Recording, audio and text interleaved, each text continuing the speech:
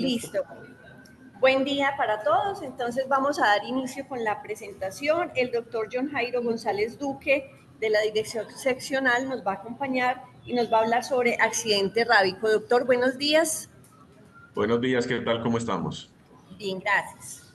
Por favor, me permiten que me dice que no está permitido el uso compartido para poder compartir pantalla. Doctor, Juliana, por favor, sí, por favor, validamos que ya está Ok, yo creo que ya. habilitado.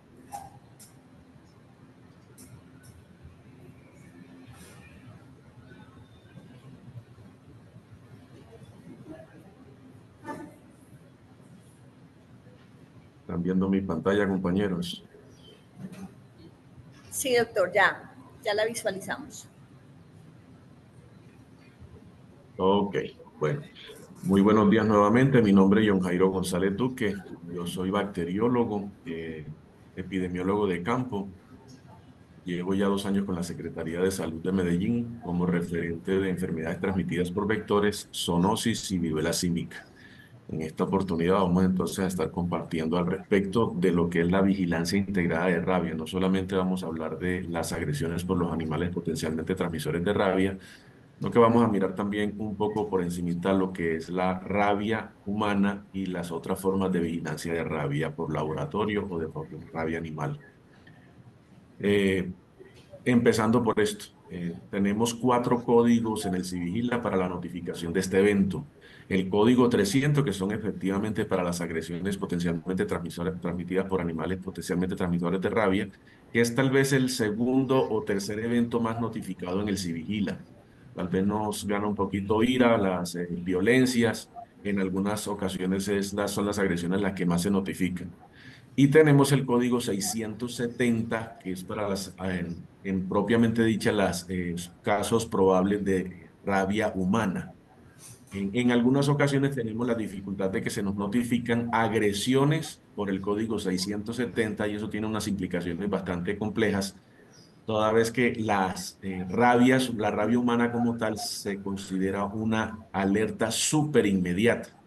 Eso implica que cada que se notifica un caso de este tipo nos llega inmediatamente a nosotros un correo electrónico, a mi jefe también, al referente del nivel departamental y al referente del nivel nacional, porque se debe de desplegar inmediatamente un equipo de respuesta inmediata para determinar si los factores de riesgo, si hay otros posibles pacientes comprometidos, aunque en primera instancia determinar si lo que se trata es definitivamente de un error.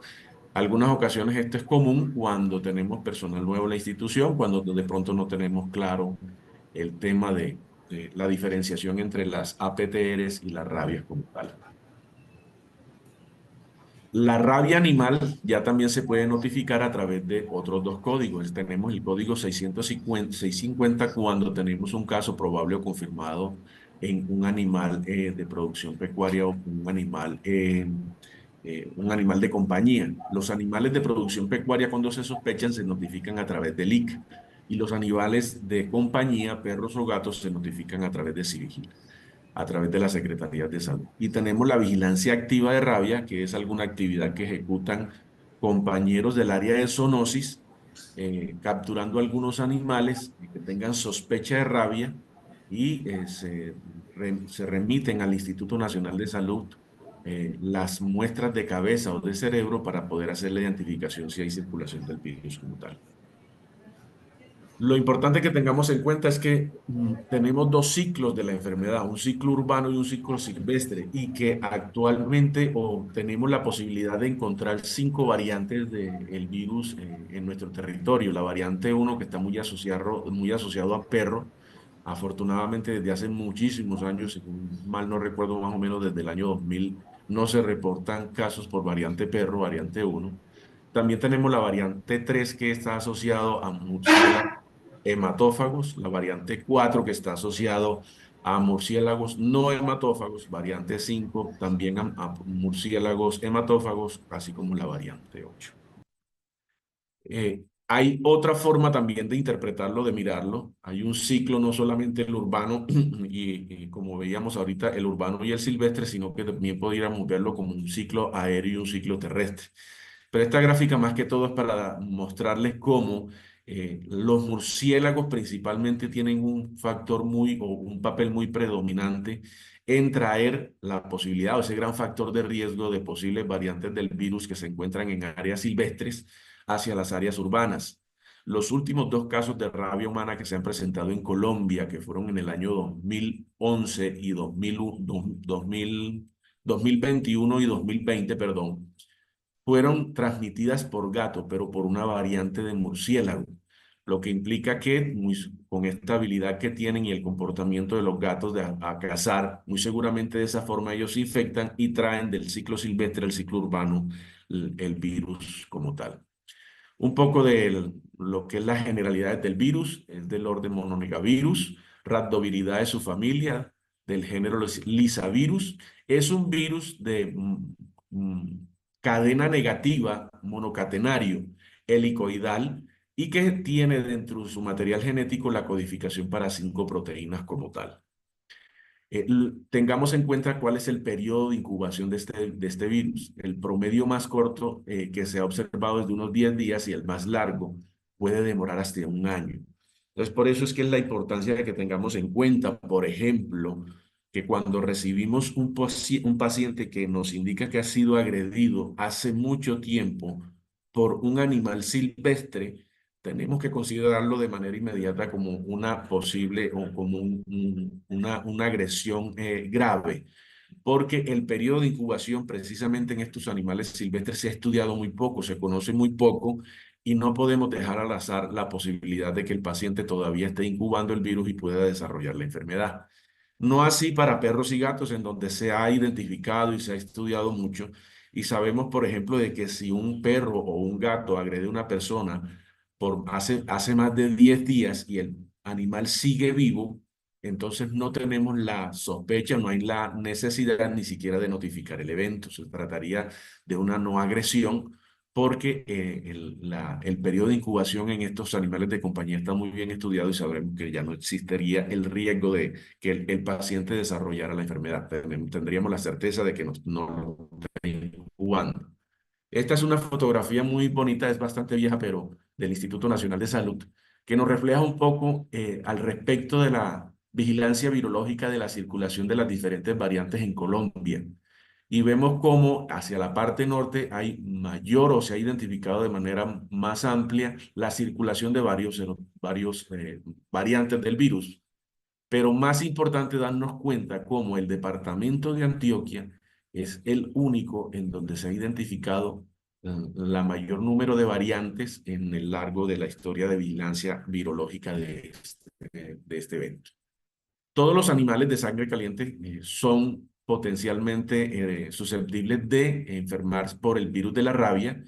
Es importante tener en cuenta de que algunos animales no transmiten la enfermedad como los roedores pequeños, por ejemplo. Sin embargo, ellos sí se pueden infectar, solo que no la pueden transmitir. No son buenos transmisores vectores de la enfermedad o transmisores de la enfermedad, principalmente dado porque tienen un sistema de glándulas salivales muy mal desarrollado. Y el virus de la rabia básicamente o muy principalmente se transmite a través de la saliva. Y es por ello que no tienen una importancia grande en la transmisión de la enfermedad. Vale. Recapitulamos.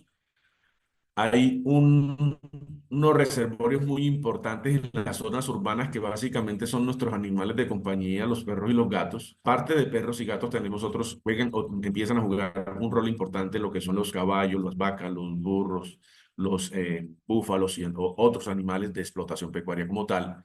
Y en las zonas más boscosas, alejadas, tal vez los protagonistas son principalmente los murciélagos y en nuestro país los zorrillos, como está en esa gráfica o en esa imagen.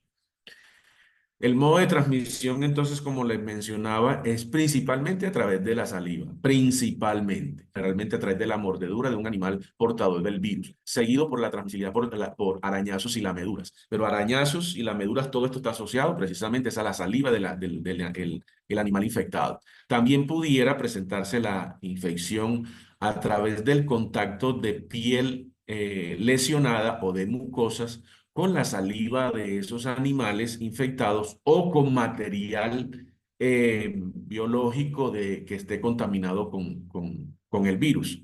Muy poco también documentado, pero está descrito la posibilidad de adquirir la enfermedad a través de trasplantes infectados y también está documentado, muy viejo en la literatura existe, pero se puede a través de la vía respiratoria en ambientes no seguros, como puede ser en algunas cuevas donde hay murciélagos que están infectados con el virus o incluso pudiera ser también en algunos laboratorios que no cuentan con medidas de bioseguridad adecuadas. Tengamos muy en cuenta de que la enfermedad Doctor Francisco, qué pena. cursa Doctor, por cuatro fases. doctor Francisco, ¿no se escucha? Una Aló, fase, aló. una Doctor, primera fase en donde doctor es Francisco, hola. Doctor, ¿no se escucha? asintomática, Aló, en doctor. donde lo Doctor, importante aló. es que Hola, tenemos hola. que identificar al paciente precisamente en esta primera fase para poder salvarle la vida, porque en esa fase Doctor asintomática, Francisco, doctor Francisco. el Aló, periodo prodrómico, Francisco, la Francisco, persona Francisco. podría estar siendo infectante. Bueno, justamente él tiene una dificultad con su internet, así es que qué pena con ustedes, chicos. Vamos a darle unos minuticos a que se reconecte a la sesión y pueda mejorar sus inconvenientes con el internet. ¿Listo? Mientras tanto, ya tenemos ahí al personal de la Secretaría de Salud de Medellín, que de manera presencial va a seguir brindando la charla.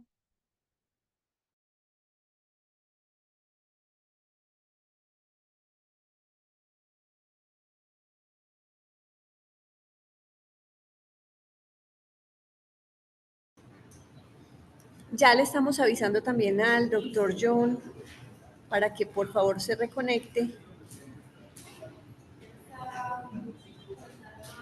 Ya se está conectando nuevamente.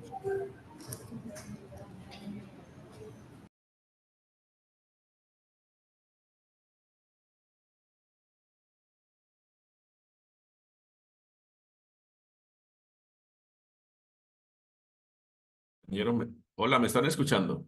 John, sí, ya te estamos escuchando, pero entonces hagamos algo. Por favor, quita la cámara a ver si eso nos mejora la señal de tu internet cuando estés realizando la presentación. Por favor. Perfecto, claro que sí. Nuevamente procedo a compartir.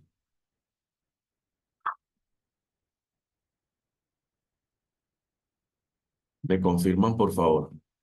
Sí, ya estamos viendo la Ok. presentación.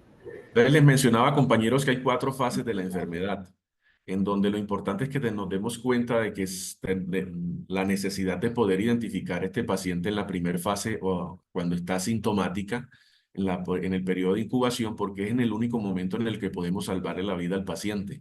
Luego de que el paciente pasa de su primera fase, en cualquiera de las siguientes, si es identificado, ya básicamente no hay nada que hacer. La probabilidad de la muerte del paciente es básicamente el 100%. Entonces, nosotros por eso es que tenemos que identificar o considerar las agresiones por animales potencialmente transmisores de rabia como una urgencia. Siempre tienen que ser consideradas de esa manera para poder tratar de garantizar salvar la vida del paciente. Algún listado aquí que tenemos con los síntomas, tanto en humanos como en los animales, cuando presentan el virus de la rabia, cuando ya han pasado esa primera fase y se encuentran ya con el periodo de desarrollo de la sintomatología como tal. En los humanos lo que observamos es fiebre, cosquilleos, dolor de cabeza, náuseas, vómitos, debilidad, nerviosismo, entre otras. Lo mismo, aunque con otros nombres, pues, pero en los animales. Y termina el fallecimiento del paciente con algunas complicaciones que tienen que ver con el desequilibrio electrolítico, unas bronconeumonías, hipertensión intracraneal, miocarditis, paro cardíaco, paro respiratorio, que es lo que lo lleva, como les digo, a la muerte como tal. La definición de una exposición, de la exposición al virus de la rabia, tenemos que tenerla muy clara. Es la probabilidad de penetración y replicación del virus rábico en el organismo de una persona que ha sufrido una lesión, ya sea una mordedura, sea un arañazo o sea un rasguño por un animal que sea potencialmente transmisor del virus. Se ha investigado mucho al respecto de la velocidad en la que puede ir avanzando el virus a través de los axones de las células nerviosas y se ha determinado entonces por eso algunos sitios que son más críticos, aquellas zonas altamente inervadas tienen que ser consideradas por lo tanto de mayor riesgo. Entonces tenemos que la exposición al virus de la rabia se puede dar por una lesión, ya sea por una mordedura o un rasguño o arañazo que genera el animal potencialmente transmisor, o puede ser porque tenemos un contacto directo de una piel lesionada o de mucosas con saliva o tejido de ese animal infectado, o porque estamos ingresando a algunas cavernas en donde de pronto hay en el aire material particulado con virus de la rabia que pudiera también infectar a las personas. Tengamos en cuenta, compañeros, que la ficha de notificación de Civigila para el evento tiene un montón de variables que nos pueden ayudar a determinar si la exposición es grave, si es leve o si se trata de una no exposición. Y de eso va a determinar si el paciente necesita vacuna, si necesita suero y vacuna o si no necesita ni suero ni vacuna, porque lo que requiere es lavado de la herida, manejo con tetánica o otro tipo o antibiótico, dependiendo lo que determine el médico tratante. Las variables más importantes que tienen que ver con determinar esta clasificación de la exposición son el tipo del animal. ¿Por qué? Principalmente toda agresión realizada por un animal de producción pecuaria o animal silvestre, a excepción, por ejemplo, de lo que son los pequeños roedores, a excepción, por supuesto, de las aves, de los anfibios, de los reptiles, de los peces. El resto, todo animal silvestre o de explotación pecuaria, siempre se va a considerar como una exposición grave y por lo tanto requiere suero y vacuna. Todas las mordeduras por cualquiera de esos otros animales. También tiene que ver ya si se trata de perro o gato y si es o no observable de acuerdo al número de lesiones. Si es un animal que está vivo, que no tenía signos de la enfermedad, pero las lesiones son múltiples, se consideran graves. Si es única, se podrían considerar como leve, dependiendo de otras características. También tiene que ver con la profundidad en temas de perros y gatos. Si es vivo y si no tenía signos de la enfermedad y si es observable. Si es profunda la lesión, se va a ir como una exposición grave y si es superficial, se tendría que ir como leve. También tiene que ver si la ubicación de la mordedura de perro o gato o el arañazo de perro o gato. Si el animal es vivo, es observable, no tenía signos de la enfermedad al momento de la agresión, pero las lesiones ocurrieron en áreas altamente inervadas como dedos de las manos, los pies o dedos de los pies, la cabeza, cara o cuello o los genitales, se tendría que ir de manera inmediata como una exposición grave. De lo contrario, si es en otra área, podría considerarse como una exposición leve, dependiendo también de si no es profunda o si no es múltiple. ¿Ok? Entonces,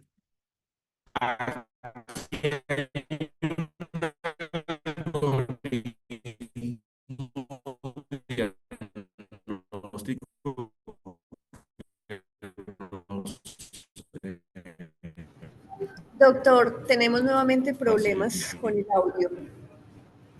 Doctor John, ¿nos escucha? Doctor.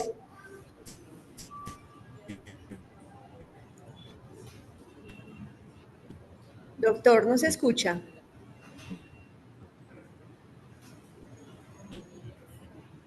Doctor.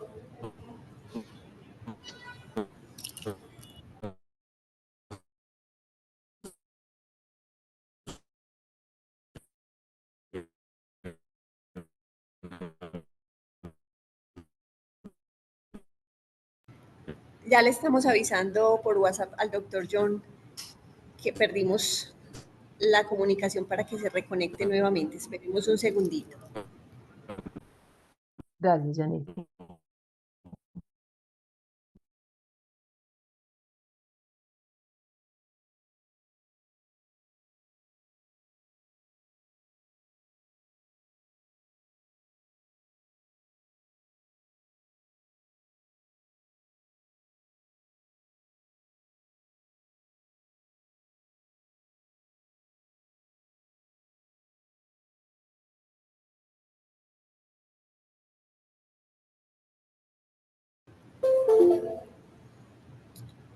Ya el doctor se va a conectar nuevamente. Esperemos un segundito para que vuelva a la sala.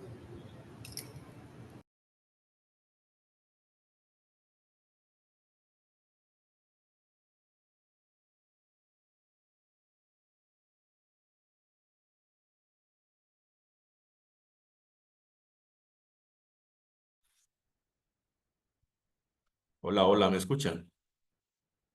Lo Sí, escuchamos, doctor. doctor. Bueno, no nos está dejando, intentémoslo nuevamente. Nos quedamos en el algoritmo, ¿cierto? Sí, señor. Correcto. Bueno, permítanme, vamos a proyectar nuevamente el algoritmo, que es una ayuda bastante grande que nos da el Instituto Nacional de Salud para poder hacer la clasificación adecuada de las agresiones, ¿cierto? Les mencionaba, compañeros, que básicamente este algoritmo está enfocado a las agresiones por perro y gato, porque es fácil el resto de las agresiones, las mordeduras por animales de producción pecuaria o las mordeduras por cualquier animal silvestre, inmediatamente se van como exposiciones graves y necesitan suero y vacuna. Eso es fácil, entonces por eso no nos vamos a enredar. Con la salvedad de lo que ya habíamos dicho, los pequeños roedores no entran, las mordeduras por ratones, por curíes, por conejos, teniendo en cuenta esto, conejos de producción o mascota. Los conejos que son silvestres deberían de ser considerados como una exposición grave. Eso también teníamos que tenerlo muy bien en cuenta. Y el otro animal, o el otro grande roedor que se tiene en cuenta en Colombia son los chigüiros. Esas mordeduras o lesiones por este tipo de animales tienen que ser consideradas como graves. Pero en las exposiciones o las agresiones por perro y gato, lo primero que nos vamos a preguntar es si el animal está vivo o está muerto al momento si el animal se encuentra vivo o muerto. Perdón, si tiene signos o no de la enfermedad al momento de la agresión. Qué pena. Esa es la primera pregunta que nos hacemos. Si el animal presentaba signos de la enfermedad, más no determinar si lo que tenía era un animal agresivo o no, porque hay algunas razas peligrosas que de por sí presentan esa característica, o incluso algunos otros animales que no son perros o gatos, que no son de razas peligrosas, pero que se encuentran en celo, una perra que está recién parida, presentan un comportamiento agresivo en esos momentos. Lo importante es definir si tenía signos de la enfermedad de la rabia. Si el perro o gato tenía signos de la enfermedad, inmediatamente se debe de clasificar como una exposición grave y requiere suero y vacuna. Si no tenía signos de la enfermedad, ahí sí lo que tenemos es que preguntarnos ahora es si el animal es observable, si le podemos hacer un seguimiento al animal. Y aquí muy claro de que si el animal se murió por alguna otra causa, por ejemplo, mordió a una persona, salió corriendo, lo atropelló un carro y el perro murió, el animal deja de ser observable. O si no sabemos quién es el dueño y no se le puede hacer un seguimiento durante los siguientes 10 días, se considera como no observable y por lo tanto ahí va a empezar a jugar un papel importante, otras características. Lo importante es que tengan en cuenta que si el animal no tenía signos de la enfermedad y es observable, siempre va a ser una no exposición independientemente si es una lesión muy grande o muy escandalosa. Ahora, si el animal es no observable, lo primero es mirar a ver en dónde ocurrió esa lesión. Si es en cabeza, cara, cuello, dedos de las manos, dedos de los pies o genitales, se va como una exposición grave. Si es en otro sitio del cuerpo, lo que nos tenemos que preguntar si es única o si es múltiple. Si es múltiple, se va como una exposición grave. Si es única, nos preguntamos si es profunda o si es superficial. Las que son profundas se van como grave y las superficiales se van como leve. Importante que tengan esto por allí para que puedan hacer esas clasificaciones adecuadas. Estuve revisando las estadísticas de Civigila para el evento de la clínica y me doy cuenta pues que hay una muy buena clasificación de las no exposiciones, hay una buena clasificación de las exposiciones graves, hay un caso que está mal clasificado, luego me comunico con los compañeros del área de vigilancia para que lo revisemos, pero hay una muy mala clasificación para las exposiciones leves. En realidad han habido pocos casos leves. En el sistema encontré 4 registros hasta el momento, pero solo uno de ellos está bien clasificado. Y es porque tal vez no tuvimos en cuenta este algoritmo de clasificación para que lo tengan muy en cuenta. Algunas fotografías en donde lo que quiero dar a entender es que por muy escandalosa que sea una agresión, pero si el animal no tenía signos de la enfermedad y era observable, se le podía hacer seguimiento, definitivamente simplemente se clasifica como una no exposición, no requiere ni suero ni vacuna. Y en términos generales, para que hagamos como un resumen, recordemos que aquellas que son clasificadas como no exposición no necesitan tratamiento antirrábico, teniendo en cuenta que hay muy importante, por ejemplo, aquellas agresiones o mordeduras o arañazos por pequeños roedores son no exposición, porque es muy común que a veces nos equivoquemos en esa parte. Las exposiciones leves necesitan vacuna y las exposiciones graves necesitan tanto vacuna como suero y de manera oportuna, porque a nosotros hay algunos indicadores de vigilancia epidemiológica en donde nos miden la oportunidad en la entrega y la aplicación de ese esquema de tratamiento. Ahora, para hablar un poco al respecto, no de las agresiones por animales potencialmente transmisores de rabia, sino de la rabia humana, que entra un caso como probable siempre y cuando cumpla con estas características o con esta definición. Persona previamente expuesto al virus de la rabia con lesión por agresión, es decir, que lo ha mordido, arañado, rasguñado, o por contacto con un animal potencialmente transmisor de rabia, o contacto con material biológico infectado con el virus de la rabia, o trasplante reciente de órgano procedente de un individuo infectado, o inhalación del ambiente infectado con el virus de la rabia. Es decir, que previo tenemos que tener ya la identificación de que esa agresión o ese contacto ocurrió con alguien, con un animal que ya estaba identificado como positivo para la enfermedad. ¿Ok? El caso confirmado por laboratorio en humanos básicamente se da post-mortem. Es cuando tenemos ese caso probable de la exposición de un animal que ya estaba confirmado para la enfermedad y la persona fue arañada, fue mordida o tuvo contacto de sus tejidos no intactos o mucosas con tejido del material del animal infectado y que luego de una realización de pruebas de biología molecular o unas pruebas inmunológicas se puede determinar de que está positivo, pero como les digo, siempre se hace post-mortem ese diagnóstico. Tener en cuenta también de que hay algunos diagnósticos diferenciales. Algunas personas que tengan de pronto o que cumplan criterios para un posible caso de rabia humana, podríamos estar pensando tal vez en unos diagnósticos diferenciales como el síndrome de Guillain-Barré, el tétano, algunas encefalitis virales, los abscesos cerebrales amebianos, botulismo, poliomielitis aguda paralítica, meningoencefalitis por toxoplasma, entre otras enfermedades para que lo tengan muy en cuenta, compañeros. Lo que les mencionaba al principio, se necesita de una notificación súper inmediata de esos casos de rabia humana, porque se debe desplegar un equipo de respuesta inmediata.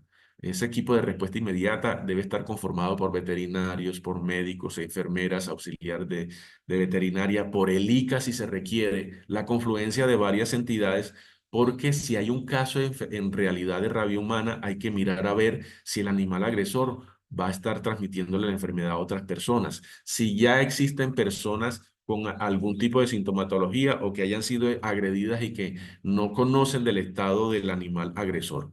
Y las notificaciones inmediatas de las agresiones por animales potencialmente transmisores de rabia se deben de realizar también porque se requiere de que el equipo del área de veterinaria de la Secretaría de Salud, del área de zoonosis, haga el seguimiento al animal agresor. Muy importante esto, compañeros, porque cuando ustedes definen que hay un paciente que es una no exposición, porque es una mordedura por un animal observable que no tenía signos de la enfermedad y que estaba vivo, ese animal puede cambiar de esas características. en los siguientes días, puede empezar a desarrollar la enfermedad o puede morir. Y por lo tanto hay que cambiar el esquema de tratamiento al paciente, hay que iniciarle con suero y vacuna de manera inmediata y hay que hacer el ajuste en el Sivigila. Es ahí la importancia. No me voy a quedar en estas diapositivas sobre el lineamiento de tratamiento porque lo que les va a mencionar Mariana, simplemente me quedo en esta diapositiva que les menciona que las agresiones por animales potencialmente transmisores de rabia sí o sí tienen que ser consideradas una urgencia y también recordar muy bien que no se deben de suturar y está contraindicado el uso de corticoides y las exposiciones en pacientes inmunosuprimidos siempre deben ser consideradas como graves, independientemente de si son superficiales, si son únicas, siempre y cuando el animal sea no observable, tienen que ser consideradas como graves. Dejo por ahí entonces mi intervención, estaré muy pendiente de las preguntas que tengan al respecto y le cedo la palabra a mis compañeros.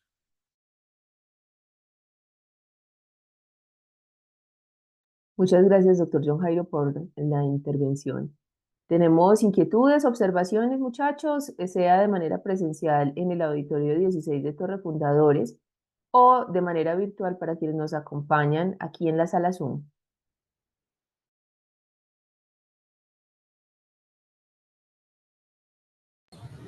Juliana, no, por el momento no tenemos por aquí preguntas. Ya vamos a continuar con la presentación entonces de la enfermera Cristina Hoyo sobre violencia sexual, código fucsia y ruta de atención. Perfecto. Mientras tanto, yo les aclaro que solamente va a haber un post-test al final de la sesión. ¿Listo? Así es que muy juiciosos, todos muy conectaditos con las intervenciones que vamos a tener. Son tres, ya llevamos una, viene la segunda, en total son tres. Y al final entonces vamos a tener un solo post-test junto con el listado de asistencia para que estemos igualmente muy juiciosos con el diligenciamiento.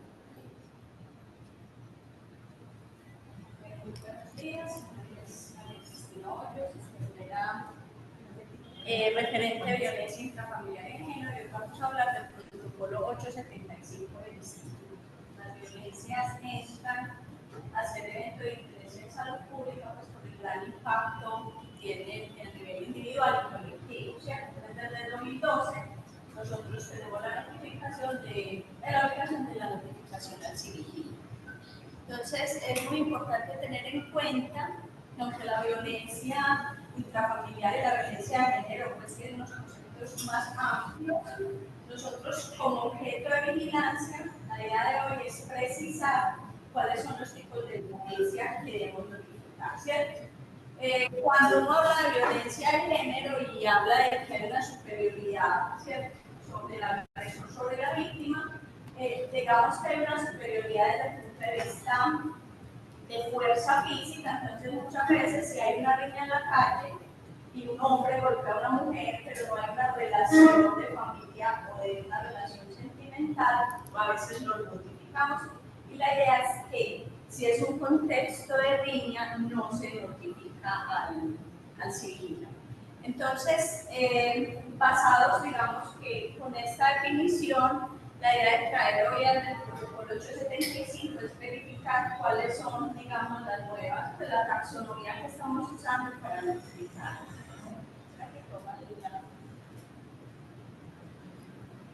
Esperemos un segundito que el computador se está tomando su tiempo para abrir. Bueno, entonces, nosotros tenemos dentro de la notificación violencia sexual y no sexual. En la violencia no sexual notificamos violencia física, psicológica, negligencia de abandono. Cuando nosotros, digamos, estamos atendiendo una víctima, ¿cierto?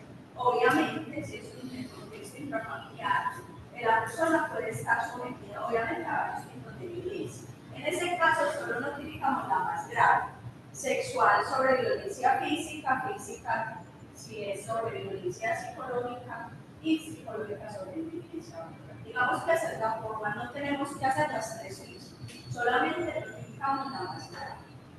Entonces, la violencia sexual.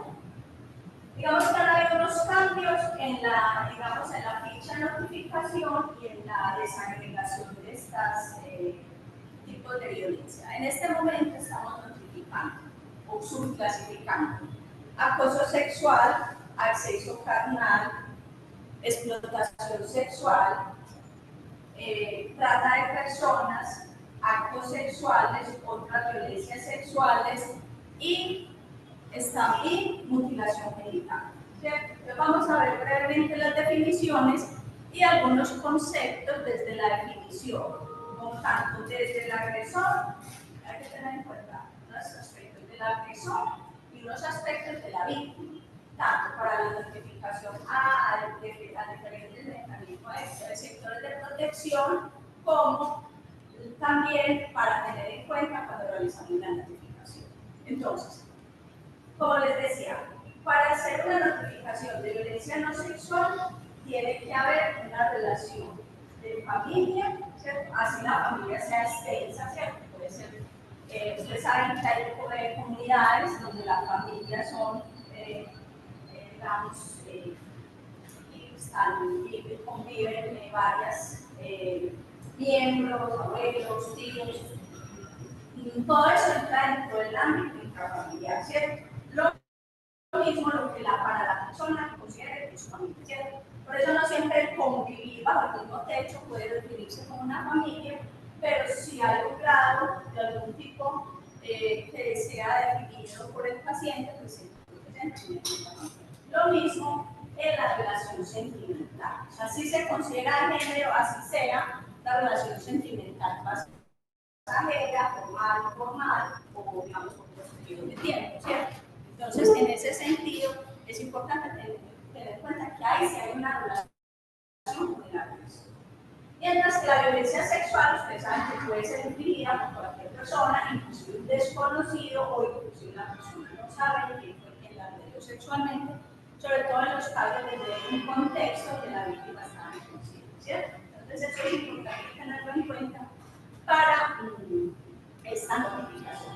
Entonces, recordemos, desde la violencia sexual tenemos el acoso sexual.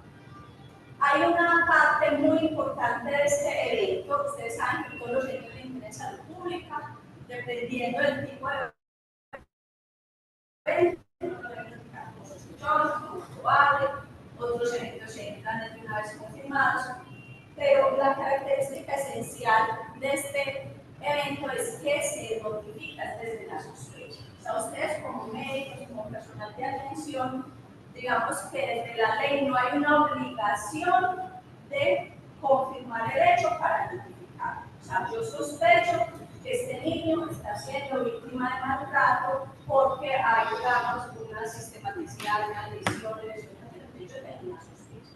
Con esa sospecha yo elevo, digamos, una alerta. Para eso sirve el protocolo, para tratar de llegar a buscar protección sobre ese caso. Entonces ustedes lo valorarán, realizarán la notificación, tendrán trabajo social, tendrán los elementos, de acuerdo a lo que se definirá que se establece sobre esos casos. Lo mismo lo que tiene que ver con violencia sexual. La víctima reporta una violencia, nosotros hacemos y desplegamos el protocolo y van a ser los sectores de justicia y protección los que terminan definiendo si hay delito o no delito, sobre todo por lo que tiene que ver como, digamos, concepto desde la ley, lo que se considera violencia sexual. Entonces, violencia sexual es todo acto sexual con la intención de consumarlo, ¿cierto? Donde existe esa disparidad o la relación con el consentimiento de la persona, de lo que se llamaría la víctima, hacia el agresor. ¿Por qué se habla de un consentimiento? Porque el consentimiento es la característica fundamental de lo que define que sea o no consentido, digamos, esa situación sexual. Entonces, para los menores de 14 años, para la ley, según el Código Penal colombiano, no hay posibilidad de que el menor acepte o dé consentimiento, ¿cierto? Yo sé que usted es un paciente de 12, 13 años que están dando teóricamente su consentimiento, no es que ahí ustedes pueden encontrar pacientes que son traídos, que están en situación de lo que se llama servicios sexuales pagos, prostitución, pero en ese caso, para el de 18 no tiene la capacidad de ese consentimiento. Y el menor de 14 no tiene la capacidad para dar ese consentimiento de la relación sexual. Entonces, desde ese punto de vista, la edad es la primera limitante. Después está la otra presión, por eso, inclusive, que puede ser psicológica, que puede ser de fuerza, que puede ser que la víctima está bajo efectos del alcohol o de cualquier sustancia, independiente de cómo la persona haya empezado a tomar. Digamos, en algunos contextos, la víctima puede decir, sí, yo salí, yo quería tomar, pero después no quería, digamos, esa situación, esa relación. Donde hay una acción, por eso inclusive, dentro del matrimonio, una pareja puede notificarse la violencia sexual, porque ahí se puede suponer que hay una presión psicológica, económica. Entonces, si la víctima reporta la violencia sexual, nosotros desplegamos el. Entonces, volvemos a la taxonomía. Entonces, acoso sexual, digamos que es una serie de insinuaciones repetitivas no aceptadas por la persona depositaria de esas, digamos, insinuaciones sexuales. La persona puede notificar, digamos, puede reportar que está siendo acosada, nosotros le hacemos la ficha. En ese caso, si se reporta solamente situaciones verbales, insinuaciones y tocamientos, si no hay un indicio de que hubo una penetración o de que hubo un acceso carnal, o sea, en ese caso se despliega la ruta, pero no es necesario todos los pasos, digamos, de acceso carnal. En el acceso carnal se define como sospecha o evidencia de una penetración por uno de los tres orificios, anal, oral o genital, por el miembro viril, por los, o por cualquier otro objeto que incluye los dedos. Todas esas indicios de penetración ya generan una alerta. Entonces el acceso carnal junto con la explotación y trata son los que se deben activar, digamos, todos los pasos. Cuando uno dice todos los pasos, es aquí hay un riesgo de una exposición a líquidos, a sustancias de riesgo biológico, entonces aplicar todos los pasos. El criterio médico, ustedes saben, los protocolos siempre van a ser una guía y obviamente son obligatorios, pero el criterio médico también es importante en el sentido de que si hay un indicio de, por ejemplo, de los menores, de que no fueron solamente tocamientos, sino que también incluye o pudo haber habido un acceso carnal, se le despliega todo el protocolo, ¿cierto? Lo mismo las personas que no estaban en todo, digamos, su capacidad, todo su estado mental de orientación, mujeres que no son encontradas o que estaban, como lo decía antes, bajo efectos de alguna sustancia, entonces después de una valoración física, mental, y de todo una anamnesis completa, se define si es necesario activar todos los pasos, digamos, del ARME o le aplican todos los protocolos. Entonces, inicialmente hablamos de que es un marco normativo muy amplio en todos los pasos, así como todas esas definiciones tienen, digamos, por este protocolo es un poco a veces complejo porque trae mucha normatividad, muchas obligaciones desde las resoluciones que cobijan cada uno de los pasos, hasta que, pues, decir la atención. Siguiente.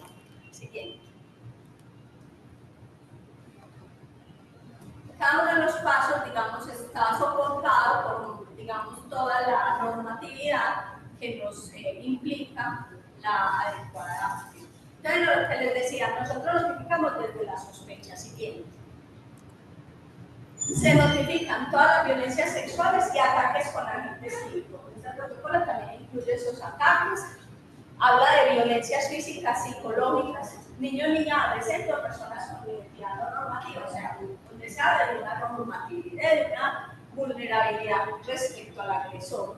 Todos los casos de negligencia, por ejemplo, de niñas, adolescentes, abandono, ¿cierto? Y obviamente aquí, de los ancianos que son abandonados por sus hijos, también es importante notificarlos para cuando estemos pidiendo, digamos, ese cupo por allá, para que cuando podamos llamar a la personería, porque no han venido con esta persona, que han hospitalizada, digamos que esto también apoya, lo soporte. Lo digo ¿por qué? Porque en la estadística el año pasado apenas hubo 300 casos de negligencia notificados.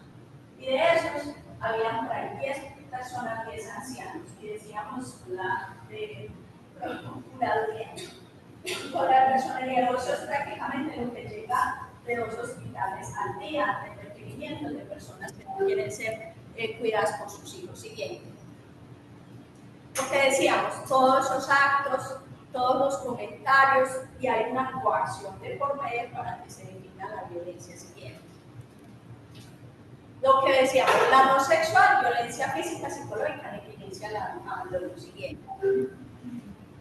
Lo que hablamos de la violencia sexual, uso de la fuerza, la amenaza, coacción física, psicológica, económica o cualquier otro mecanismo que ponga las situaciones de disparidad entre el agresor y la víctima. No hay una capacidad de consentir siguiente. La ley colombiana lo que define la violencia es esa incapacidad, por eso no a todas las personas las toman a partir de la fuerza física o con una pistola, sino que hay otro tipo de coacción que la persona se tiene que ver obligada a aceptar o a dejar o a permitir esa relación sexual siguiente. Entonces, ahora vamos a hablar de las definiciones siguientes, y eso es lo que estamos pensando. Entonces ya les decía que el acoso es un acosamiento, un hostigamiento no permitido, no aceptado por la persona que le está recibiendo. Entonces, en el acoso sexual, ahí sí hay una situación que habla de una jerarquía, pero también cualquier persona puede acosar a otra si no solo tengo una jerarquía sobre ella, ¿cierto? Compañero de trabajo, compañero de estudio, o peor aún, pues cuando hay una jerarquía de ser jefe, de ser miembro de la sociedad, como un policía, como una persona o un profesor, donde es mucho más grave y de pronto se puede configurar más fácil el hecho del acoso. Pero como nosotros simplemente lo que vamos a notificar es qué vemos en la víctima, está siendo acosada, fue accedida, fue explotada sexualmente. Nosotros no terminamos definiendo si hay un delito o no, porque eso es lo que después viene con el sector justicia siguiente. Entonces, el acceso carnal ya lo hemos definido, ustedes más saben, obviamente, estas definiciones siguientes. La explotación. La explotación, niños y adolescentes están ejerciendo, digamos, esos servicios sexuales pagos, como se definen, o prostitución, nosotros inmediatamente nos enfocamos en la explotación, independiente de que diga que él no tiene un proxeneta, digamos, detrás, que nadie le está, pues, lo está obligando, que eso lo hace por sus propios medios. La ley Colombia, eso. La ley por los propios medios. Sí, hay muchos casos de niños que lo hacen, pero la ley colombiana dice que nadie puede consentir su propia explotación o esclavitud, entonces se notifica. ¿Qué ponen en el agresor? Desconocido siempre. Si no hay indicios de ninguna información sobre la persona que la explota, eso es lo que se debe notificar. ¿Por qué lo digo? Porque a veces cuando nos llegan estos niños y para nosotros desplegar todo el protocolo le comunicamos acceso carnal.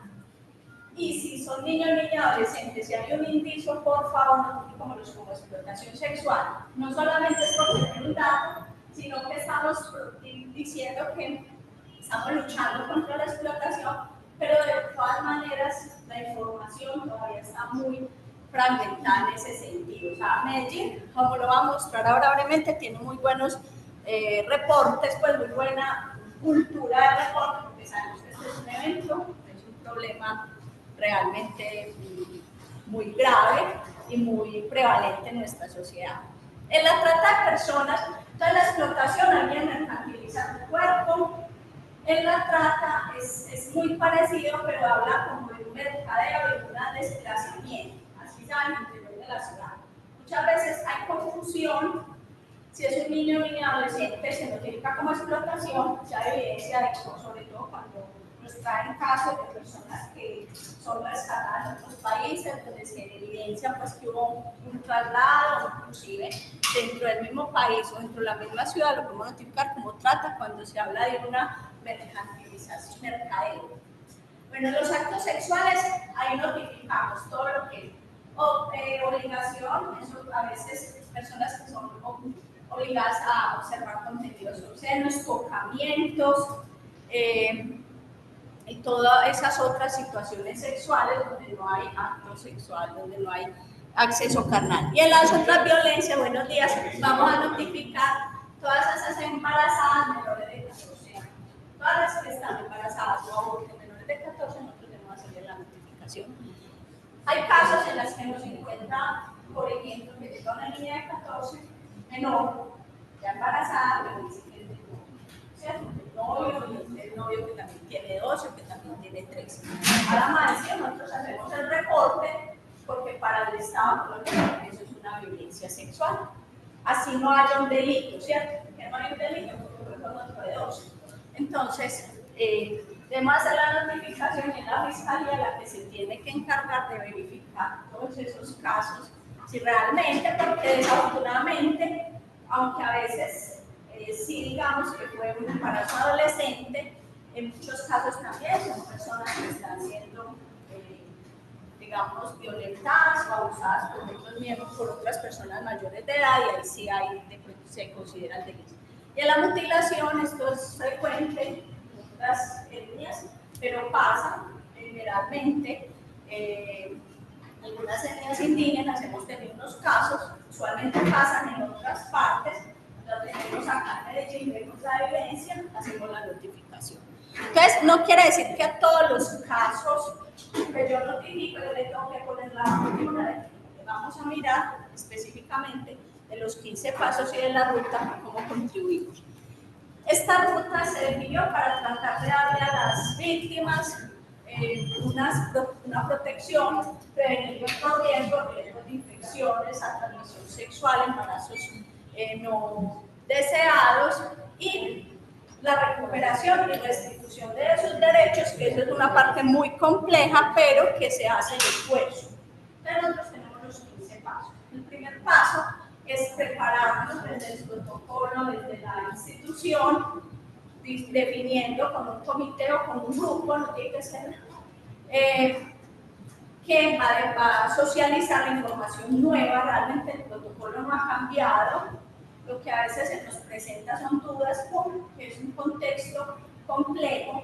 Entonces, hacemos consultas y nuevamente socializamos la información. Entonces, la ley nos dice, ellos no se les puede cobrar con pago, independientemente si tienen o no, independiente del asegurador. La atención es gratuita y la atención debe ser humanizada y por urgencias. Después nos decimos mantener unas condiciones. ¿Para qué? Para tratar de evitar otros riesgos que son hospitalizaciones innecesarias. Para eso debemos tratar de mantener bien actualizado todos los insumos y estarnos capacitando para tener claridad de una atención lo más oportuna. La resolución dice que debe ser una atención inmediata y aquí digamos que a veces es difícil porque así la violencia ya pasaba hace un año, entra a ser triaje 1. Entonces, triaje 1 cuando la violencia ocurrió antes de 72 horas. Para tomar material probatorio también se tiene en cuenta que haya transcurrido menos de 72 horas entre la consulta y entre el hecho. En algunos casos, si hay evidencia de los espermatozoides, la muestra puede durar hasta 5 días. Entonces, pues puede ser viable. Entonces, en ese sentido, hasta ese tiempo se podría tomar material probatorio si hay evidencia de eso. De resto, no es necesario tomar material probatorio. Y lo otro, si se trata de un acceso carnal, aplica toda la valoración genital y la toma de muestras. No es necesario dejar piezas de material probatorio si se trata de otro tipo de violencia, si se trata de un acoso, si se trata de actos sexuales, ustedes no están diciendo que hay una sospecha de acceso carnal, ¿cierto? O sea, ustedes son los que dicen si realmente se va a tomar toda esa prueba o no. Y si tienen duda, pues la tomen. Pero en general es muy importante eso. ¿Por qué? Porque depende de esto, pues se despliega el resto de las intervenciones, ¿cierto? Todo porque es necesario atender a todas las víctimas, porque no solamente las pruebas, digamos, de riesgo biológico y todo el despliegue de acceso carnal necesario.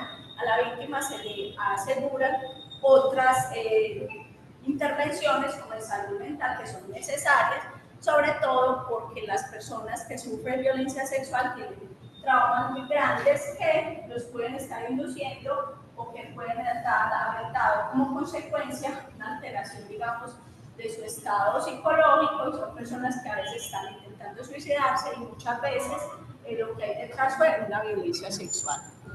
Entonces, la valoración es el paso 4, esto es muy importante que ustedes lo tengan claro, los códigos CIE-10 para el reporte, una anamnesis adecuada a la víctima, una valoración por psicología, el examen clínico general, que incluye examen físico clínico completo, el examen clínico genital, la misma norma lo dice, pertinencia del examen, todo lo que tiene que ver con la documentación y una adecuada historia clínica. En la última capacitación que vimos con la fiscal, hablaba de que lo más importante es dejar un buen registro de la historia clínica, de todo, digamos, la valoración y la atención de ese paciente.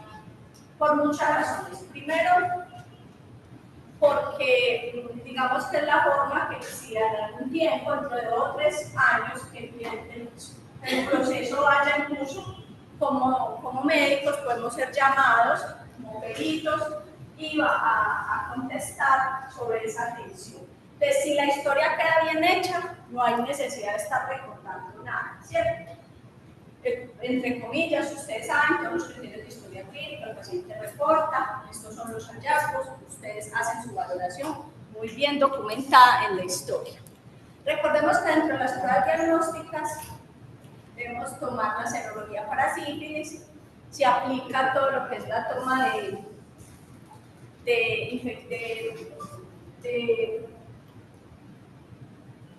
el tamizaje VIH, toma el cervical para el maíz cultivo, agar chocolate, Taller Martin, todo lo que es antígeno de superficie, hepatitis B y anticuerpos. Adicionalmente, las muestras de espermatozoides en diferentes muestras. Bueno, entonces está la tablita, también tomamos prueba a los 4, están las primeras 72 horas, a los 4 o 5 días prueba de embarazo, prueba rápida de anticuerpos. Después de 5 días también sigue prueba de embarazo, otra vez prueba de anticuerpos y otros exámenes confirmatorios. Ya el paciente va a estar derivado a la EPS, que es la que debe continuar los seguimientos. Una de las dificultades grandes con este protocolo es el reporte a la EAPB y que la EAPB asegure que sigue con el seguimiento estricto para estos pacientes. Lo mismo la importancia de dejar en el reporte que vamos a mandar a la fiscalía que vayan suficientes números de teléfono para que la persona pueda ser contactada. Acá en la profilaxis, esto es lo que va a explicar la compañera Mariana sobre la vacunación y la gamma globulina. Recordemos que en acceso carnal, ex-nitrata, explotación, debemos asegurar la profilaxis de VIH en los casos de acceso carnal en las primeras 72 horas, iniciamos y se le da el tratamiento para 30 días. En la anticoncepción de emergencia tenemos la anticoncepción antes de 72 horas y después de 72 horas, de acuerdo al protocolo. No, el menor de 14 no necesita formalismo de denuncia. Si hay un reporte de una violencia sexual, el menor o cualquier, obviamente los mayores también, pueden acceder después de la consejería, si lo aceptan, a la interrupción voluntaria del embarazo y no tienen que llevar el reporte de justicia, que traiga el proceso, ellos tienen acceso a eso independientemente de eso. Y al menor de 14 no necesita permiso de los padres para acceder a la IVE en los casos de violencia sexual, porque eso es lo que la norma nos exige. Entonces, en el caso 9 nos hablan de una terapia, pues de un inicio terapéutico de salud mental que incluye todo. Primero, cuando hay una atención inicial, nosotros estamos entrenados para intervención en crisis, en primeros auxilios psicológicos, entonces lo vamos a proyectar. Todos los pacientes al interior del servicio de urgencia deben recibir una valoración psicológica como parte de todo este plan de atención inicial y deben continuar los seguimientos posteriores. Los aseguradores y no aseguradores, los que tienen subsidiado, todos están asegurando en programas especializados la continuidad de las víctimas a estos programas. Por ejemplo, la IPS Creciendo con Cariño recibe estas personas para hacer un proceso psicoterapéutico muy especializado. Hay otras fundaciones como Lucerito que reciben los pacientes de Sabia y la magia de jugar es sanar, donde después de que ellos han vivido esa violencia sexual son, pues, digamos, contactados y llevados a esos programas. Siguen los 3 seguimientos, que son pues más que todos los que debe conseguir la EAPB. Hay que derivar a otros profesionales si es necesario dentro del contexto de la atención, ¿cierto? Todo lo que tiene que ver los profesionales entrenados, psiquiatras o personas encargadas del AIB en caso de ser necesario. Y yo les iba a mostrar, pero no sé si cómo va a salir el flujograma, casi no abre, lo que es la derivación. Yo traigo un flujograma, tratemos de abrirlo, si no, de todas maneras yo me lo explico. Bueno, entonces, los 3 sectores son justicia, protección y salud. Salud es la que debe aperturar toda la cultura, siempre.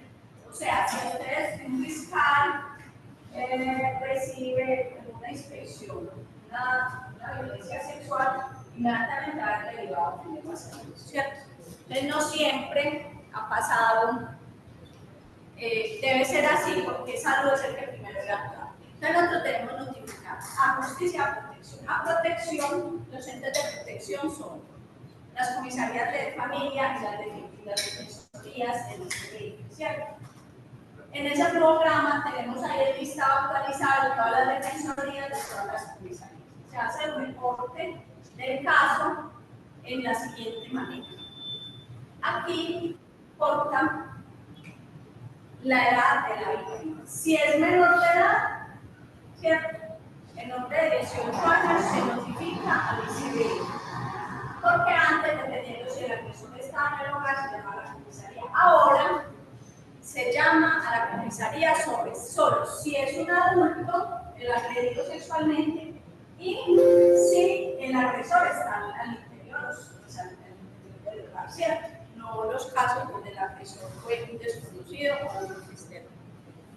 En el caso de la derivación a justicia, ahí tenemos que tener en cuenta la edad del agresor. Entonces, si sabemos la edad del agresor, si la sabemos, recordemos que puede ser un agresor desconocido, o el agresor es mayor de 18 años, el work de la vida. El flujograma. Sí, el flujograma. El agresor es desconocido o es mayor de 18 años, hay que realizar la notificación al CAIBAS, ¿cierto? El CAIBAS queda en San Diego, la unidad de atención para víctimas de violencia sexual, y es una dependencia de la Fiscalía General de la Nación. ¿Y cómo notificamos? Con un correo, con la historia clínica completa, así se hace la notificación. Cualquier día, a cualquier hora, los presidentes por correo. Si la denuncia se va a hacer presencial, ustedes tienen el niño víctima aquí, el papá va a ir a poner la denuncia, se le entrega la historia clínica, si el agresor es adulto o desconocido, se manda a la persona a que vaya al CAIBAS, y que ahí está la dirección y toda la información. Si es de 8 a 5, ¿cierto? Si ya está por el horario laboral o es sábado y domingo, la persona tiene que pagar la pregunta de la fiscalía. Pero ¿qué pasa? Ay, estamos en la última. ¿Qué pasa? Entonces recuerden, si yo hice la notificación por correo, esos son los listados de las defensorías y de las... Si yo hice la notificación por correo, ya eso es de la justicia. Que puedo mandar por correo que puede la persona, claro, ya le generan el SPOA un número de abren el caso y no lo duplican, pues realmente ya está la denuncia puesta. Entonces, como les digo, como consideren que sea una más fácil adaptarlo al proceso de ustedes. ¿Se pueden hablar las dos cosas? Sí. Se habla mucho con la doctora Juliana. ¿Es suficiente eso para que las denuncias lleguen realmente? ¿No hay problemas con el correo? Pues sí, eso es suficiente para que la denuncia y así lo sustentan. ¿Cierto? Ustedes pueden orientar al familiar, pero también mandar la historia, que es lo que yo recomiendo. Una historia completa, pero lo más importante, que la hoja inicial, donde tenemos los datos básicos del paciente, los teléfonos, entre en esa historia. Porque yo he visto muchas historias que llegan allá a la fiscalía y nomás tienen la número de ingreso y un teléfono porque no mandan la hoja de ingreso.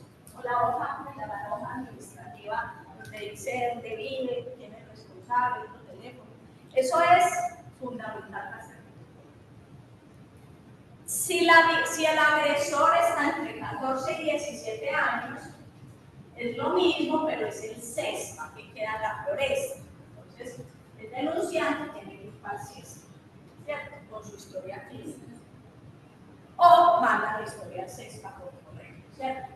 Si es por fuera del horario laboral, lo manda al búnker de la fiscalía. O sea, todo lo que sea después de las 5 de la tarde, 4 de la tarde o 5, y fines de semana para el búnker de la fiscalía. Y si los dos menores son de 14, los de Suras. Eso no va al ICB. Sí, porque esto va para... Bueno, entonces esta es la notificación a justicia.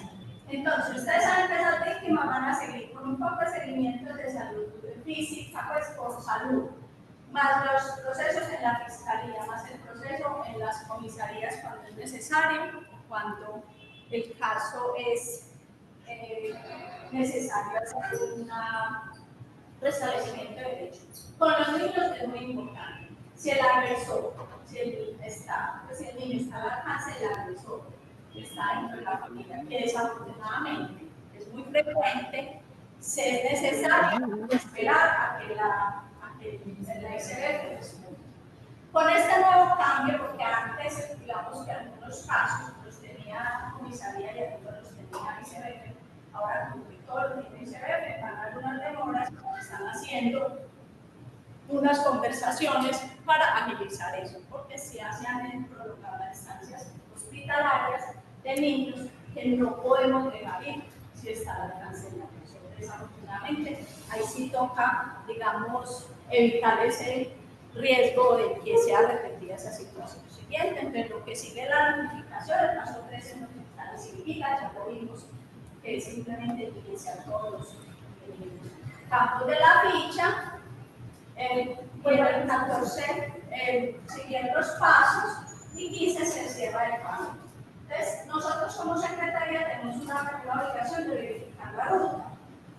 Nosotros buscamos a las víctimas y les hacemos una visita y tratamos de verificar si fue pues, completo el protocolo y de acuerdo a esas visitas tratamos de ir corrigiendo la ruta. ¿Qué es lo que más vemos? Como decíamos, fallas en la información, en la orientación del contacto, a veces no las podemos contactar, pero realmente sí.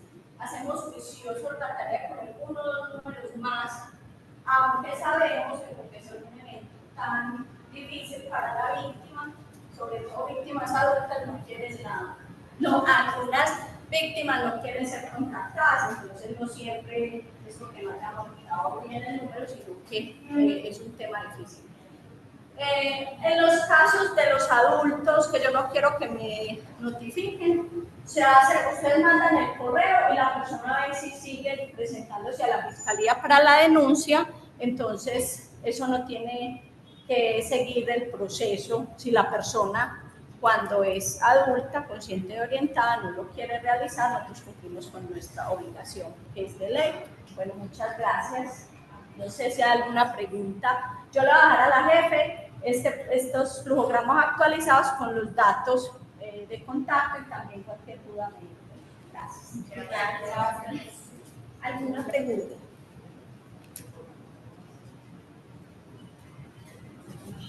Bueno, buenos días, ¿cómo están? Buenos días. Mi nombre es Mariana, yo soy la enfermera de IPAI, soy la que me encargo de la de esos dos protocolos que les acabo de resolver.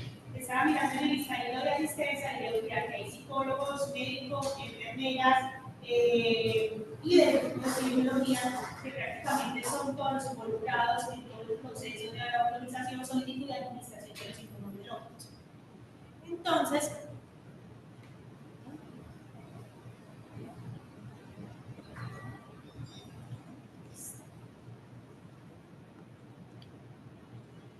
espérenme, ya les comparto la presentación. la idea entonces en 10 minutos es compartirles cómo es el proceso de autorización y solicitud de estos inmunobiológicos, quiénes están involucrados como en el proceso y que desde el país también autorizamos para que ustedes también tengan presente.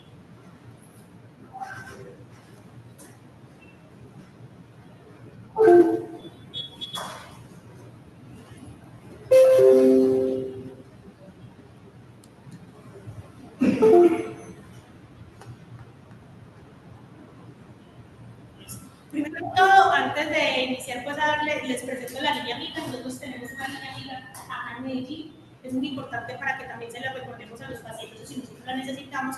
Esta línea amiga es para toda la atención en salud, incluso más enfocada en todo lo de salud mental.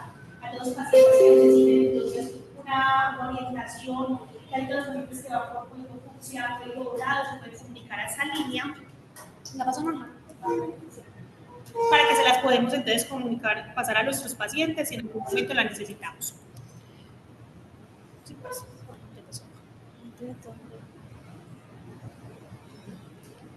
Sí está pasando, ahí está pasando.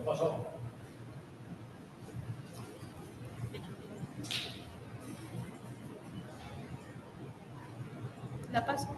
De ahí, listo. Entonces ya la paso en todas. Ya. Listo. Entonces, desde el PAI nosotros ¿qué autorizamos? Nosotros autorizamos desde el PAI varios inmunobiológicos para diferentes entonces tipos de eventos. Para todo lo que tiene que ver con código fucsia, autorizamos todo lo que tiene que ver con hepatitis B, la inmunoglobulina, hepatitis B de adulto, hepatitis B pediátrico, dependiendo de la edad. También autorizamos para recién nacidos expuestos, para esos hijos de madres de hepatitis B, autorizamos la inmunoglobulina, que ustedes no tienen partos, pero desde el PAI los autorizamos. Autorizamos para accidentes rápidos graves y leves y vacuna con su paciente y gestor antirrábico si es pertinente, y además autorizamos para sospecha de tétanos y difteria las antitoxinas. Este año ya tuvimos una sospecha de difteria y el año pasado tuvimos 2 tétanos, entonces esos también biológicos se mueven. Y también cuando nosotros les autorizamos los insumos para administrar esos inmunobiológicos.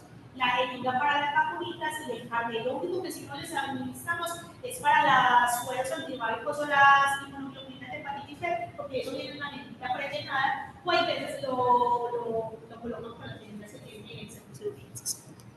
Entonces, para accidente rábico, ¿qué necesito que ustedes me envíen siempre al PAI para yo poderles autorizar? Esto es un conjunto, tienen que ir entre el médico, la enfermera y la epidemióloga, porque entre todos hacen pues, la documentación que hay que mandar. Entonces, primero la historia clínica, la historia clínica narra bien lo del evento, ¿cierto? Cómo ocurrió el accidente rábico, si fue observable, no observable, como decía el doctor, la historia clínica tiene que ser muy completa. La fórmula médica, en cual especifique los datos personales del paciente y lo que vamos a administrar. La ficha de notificación, que es la 300. Esa ficha de notificación puede decir usted la manual de la parte de epidemiología como que le ingresa al sistema y también la también. Y la IPS básica donde el paciente va a continuar. Ese es un punto muy importante porque ustedes no inician el esquema porque el deber ser es que la institución sí inicie el esquema. Pero esos pacientes no pierden, se pueden muy fácil. Los pacientes, a pesar de que desde el servicio de urgencias se le da ha sido de que debe continuar el esquema, que tiene que ver la IPS básica, esos pacientes no. Entonces, la idea es que ustedes, cuando me manden la documentación, escriban la IPS básica donde el paciente consulta para que para yo poder comunicar con esa enfermera y decirle, ese paciente le colocaron la primera dosis, por favor, se contacte con él y continúe el esquema. Siempre toda solicitud que nos van a hacer me la tienen que mandar con copia al doctor William Sanabria, que es el referente de procesos de acá de Medellín. ¿Por qué? Porque nosotros podemos hacer un análisis del caso de todo lo que tiene que ver con accidente, pero lee muy bien y entonces te puede decir, no, este caso no es grave, este caso es leve, o no, este caso no es leve, este caso es grave, o la siguiente lo pongo en disposición. Entonces, quiere decir que nos da al final una línea técnica para poderles autorizar los inmunobiológicos. Tenemos entonces el esquema de vacunación de antirrábica, que la vacuna antirrábica que tenemos en este momento es una ampolla que viene de las unidades internacionales, viene constituyente. El esquema de vacunación de la antirrábica tenemos que tener muy presente que es 0, 3, 7 y 14. Son 4 dosis. Anteriormente eran 5 dosis, hace mucho tiempo. Pero ya quedó 0, 3, 7 y 14. Es muy importante porque para poderles informar a todos los pacientes qué días tienen que ir, un esquema muy importante. 14 es el último día. Entonces, mira que son prácticamente, si contamos desde el día 0 al día 14, son 15 días. Es un esquema muy cortico que el paciente debe terminar antes del inicio. Y la inmunoglobulina antirrábica, esta inmunoglobulina, tenemos una presentación que viene de 300 unidades en los ml. Y esta inmunoglobulina se calcula en unidades internacionales por kilogramo de peso. ¿Listo? Lo que pesa el paciente son las unidades que se lo lleva, ¿cierto? Ahorita les voy a explicar que con la hepatitis B tiene un tope máximo, que esa no tiene tope máximo. Entonces, si el paciente te pesa 70, 80, 90 kilos, son más ampollas que le lleva el paciente. ¿Listo? ¿Cómo se aplica esa inmunoglobulina? Ella también viene en una cajita con prellenadita, semita prellenada. La mayor parte perilesional alrededor de la herida, ¿listo? Donde lo movió el murciélago, donde lo movió el pico, donde lo movió el perro, donde lo movió el gato, perilesional como si estuviéramos hospitales. Y la otra cantidad, porque les va a sobrar, pues el paciente pesa mucho, por la herida es muy pequeña, ¿cierto? Se coloca intramuscular y en los glúteos. Esos procedimientos, entonces, la vacunación sin ningún problema la puede hacer el auxiliar de enfermería, la vacunación siempre la colocamos en el deltoide sin ningún problema. La administración de la inmunoglobulina debe ser por el médico o si va a ser por la enfermera jefe, debe ser supervisado por el médico. Bueno, eso en cuanto a accidente rápido con la administración. Dudas que tengo. Y en cuanto a código fucsia, entonces, como les decía la jefe, tenemos entonces la ficha de notificación que es la 875 y tenemos para la resignación de expuestos tenemos la 340, ¿cierto? Como acá no hay partos, entonces vamos con la 875, que necesito que siempre me manden cuando me van a solicitar un código, un inmunobiológico para código fucsia. Al correo de inmunopaya@medellin.gov.co me van a mandar la historia clínica donde me narran el médico, donde me narran si evolución, listo. Hay que me mandan la historia clínica de evolución donde no me dicen nada. Así siempre, por favor, de eso, donde el médico me narra pues el médico. Me van a mandar la fórmula médica donde me especifiquen los datos personales del paciente y lo que vamos a administrar. ¿Qué me tienen que mandar? El resultado de antígeno y de anticuerpos de hepatitis B. Sí o sí me tienen que mandar esos dos resultados porque son muy importantes.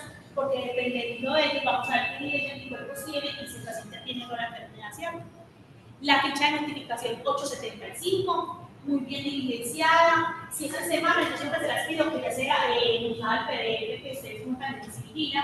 Si es fin de semana que lo tienen al personal de epidemiología, se las acepto pues en manual. Y la IPS básica donde el paciente va a continuar ese esquema, porque como les digo, se pierden también mucho los pacientes. Y para solicitar en continuidad de esquemas, que casi siempre esto lo hacen pues la IPS básica, ellos ya me mandan entonces el nombre del paciente, el número de documento y la dosis que van a continuar y yo se las autorizo sin ningún problema. Estamos también intervenidos bajo un protocolo que es para la atención con exposición de riesgo laboral y no laboral, estamos con lo no laboral y todo lo que tiene que ver con hepatitis B. ¿Por qué es importante en los laboratorios como les decía ahorita? El antígeno nos dice si tenemos o no la enfermedad. Y el anticuerpo nos dice qué nivel de inmunidad tenemos contra esa enfermedad, entonces en ese momento contra la hepatitis B. Si ese antígeno está menor a 1, quiere decir que el paciente no está causando la enfermedad, podemos administrarle sin ningún problema los inmunoglobulínicos. Pero si ese antígeno sale mayor a 1, quiere decir que el paciente tiene la enfermedad. Para de contar, nosotros no vamos a administrar inmunoglobulínicos, ya el médico tratante tiene que hacer más exámenes y verificar entonces esa cantidad de administración. Y los anticuerpos, esos anticuerpos que están menores a 10, quiere decir que el paciente no tiene inmunidad, le vamos a mandar las 3 dosis de la vacuna y garantizar eso, ¿cierto? Y si el paciente tiene anticuerpos mayores a 10, entonces le vamos a garantizar una dosis de refuerzo hasta 7 días después del abuso. Esto es algo que le va a quedar muy claro porque anteriormente estábamos mandando dosis de refuerzo independientemente del tiempo. Pero si el paciente tiene anticuerpos protectores y ya pasó de 7 días del abuso, ya no le mandan nada. Pero si es antes de los 7 días del abuso, le mandamos una dosis de refuerzo. La vacuna de hepatitis B se administra independientemente del tiempo del abuso si el paciente no tiene anticuerpos. el paciente tiene menos de 10 anticuerpos, tiene 2, 3, 4, 5, hasta 9.9, se considera que tiene anticuerpos. Ya después de 10 en adelante se considera que sí tiene. Entonces, si el paciente no tiene anticuerpos y la uso fue hace 72 horas, 14 días, un mes, 2 meses, 3 meses, 5 años, 6 años, evidentemente le estamos garantizando la listo. Y la inmunoglobulina sí se aplica solo hasta 14 días, después de la uso de esto de 14 días de inmunoglobulina.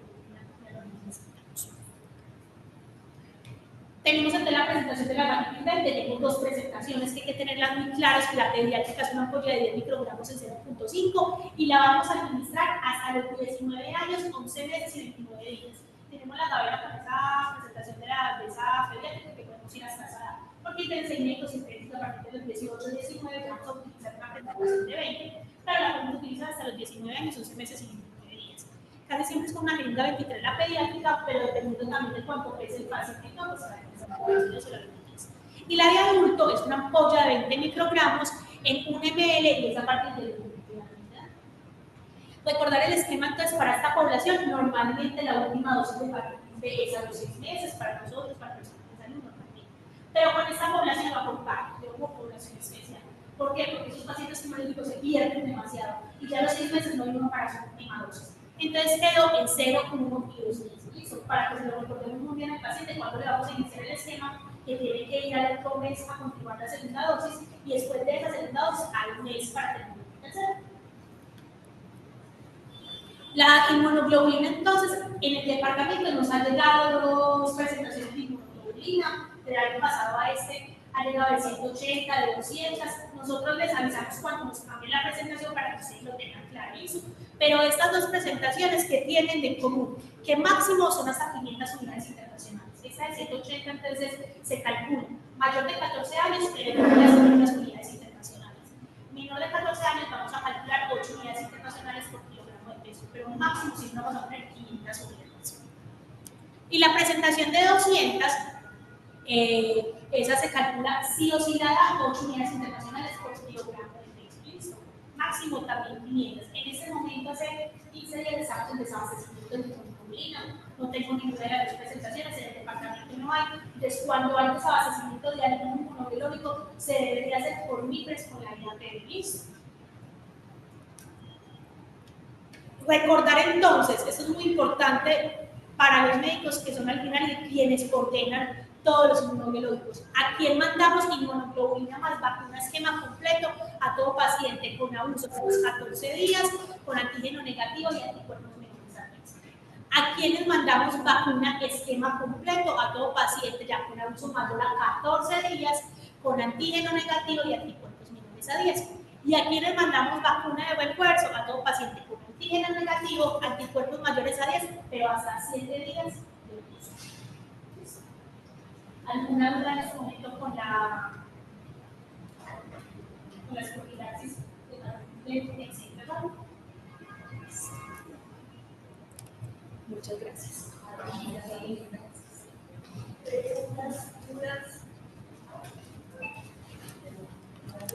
De pronto en la sala virtual, ¿alguien tiene alguna inquietud, alguna pregunta?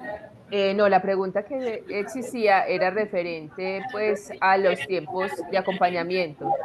No sé si de pronto ellos lo quieren replicar o si pues de todas maneras se va a compartir la presentación por parte de Formación Asistencial de Clínicas Central Fundadores Medellín y ahí está lo suficientemente claro. Pero no sé si la segunda speaker nos quiere aclarar esos tiempos de acompañamiento. Cristina. Juliana, que si le pueden repetir por favor la pregunta a la enfermera Cristina. Claro que sí. Quieren conocer concretamente cuáles son los tiempos de realizar los acompañamientos, porque solamente se alcanzó a ver a las 2 y a las 4 semanas, pero entonces, ¿cuál es la línea completa? En el cronograma de acompañamiento a víctimas. Te acercas un poquito para que puedan escuchar. Cristina, si eres tan amable. Se abre el seguimiento. 2 semanas, 1 mes, 3 meses, 6 meses y 1 año. Algunas EAPB están optando por de una vez derivarlos a en cuanto a la parte psicológica, ¿cierto? A estas instituciones de atención psicológica especializada, que están enfocadas solo a violencia sexual, ¿cierto? Y en los seguimientos médicos generalmente son llevados a cabo por las EAPB para alinear tanto los otros exámenes de laboratorio como pues, los seguimientos, digamos, a infecciones de transmisión sexual, como el de vacunas. ¿Resuelta la inquietud o alguna otra pregunta? Perfecto, Cristina, muchas gracias. Yo aprovecho para decirles que en pantalla está el QR de la asistencia y el post-test a esta capacitación. Es muy importante, por favor, que la diligencien. Esperamos muchísimo, 100%. Al personal que nos acompaña de manera virtual en el chat le fue compartido el enlace correspondiente. ¿Listo?